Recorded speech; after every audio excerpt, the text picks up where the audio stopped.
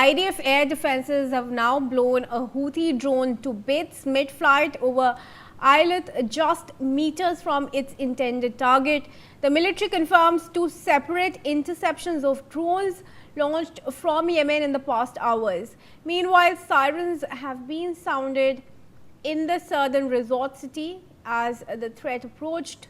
Both UAVs were successfully destroyed before the impact. Mr. Shavas, I want to come to you here. Of course, IDF has now confirmed two more interceptions coming in from Yemen, and Houthis have been activated in the war. Why did it take them so long, and what does it tell about the timing when they have decided to join the conflict almost 1 month after it began? First of all, very good morning to you. Good morning to Swadesh sir and to all the viewers. I think Iranian Islamic regime has used Houthis in this case as their strategic reserve force, and I think they tactically gave indications, in my assessment, to Houthis not to get activated immediately after this war began, and that is how Houthis remained relatively silent since 28th of February onwards. That was obviously not the case when Israel launched its war against Hamas on 7 October 2023, and Houthi immediately after they began their attacks on Israel. But in this time, it was quite visible that Houthis are silent, but it was quite apparent that their silence is a strategic silence and strategic patience which they are maintaining at the indication of the Iranian Islamic regime.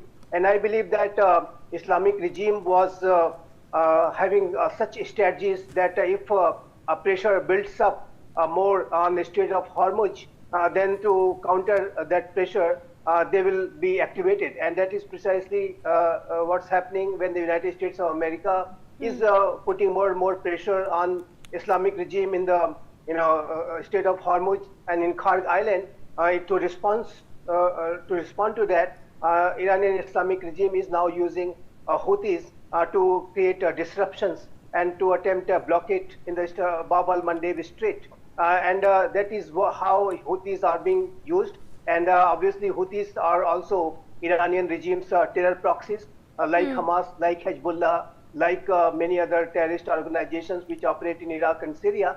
So I think Houthis are very much in tandem with what Islamic regime is doing, but they had maintained this kind of silence, and they have not been active. But at the indication of Iranian Islamic regime, they are now active, and they are striking and attempting to do more damage to Israel, and that is how I see this entire Houthis activities at this point of time. Yes, okay.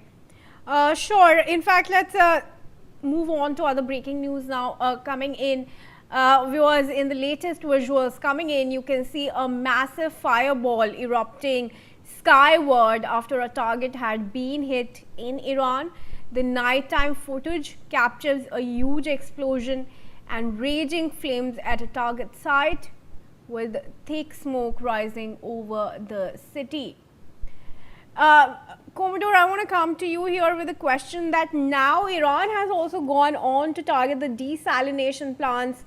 Strike was made in Kuwait, and Israel also continues to target the energy and the power plants in Iran, causing a complete blackout. This definitely is the next stage of the conflict, because so far desalination plants were not attacked. There wasn't a complete blackout in Iran, and that the people have come on streets amidst the war.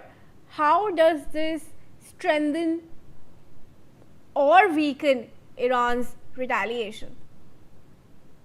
Kriti, you see the initial pause given by America, which was there for the 5 days, that was based on, the statement said that they will not carry out strikes on the power sector, energy sector in Iran. However, with regard to the military assets, no mention was made. Israel continued to attack, various in the energy sectors of area.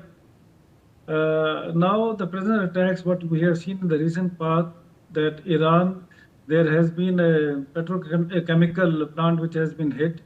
There is a power station which has been hit. There has been a blackout in Iran in various areas.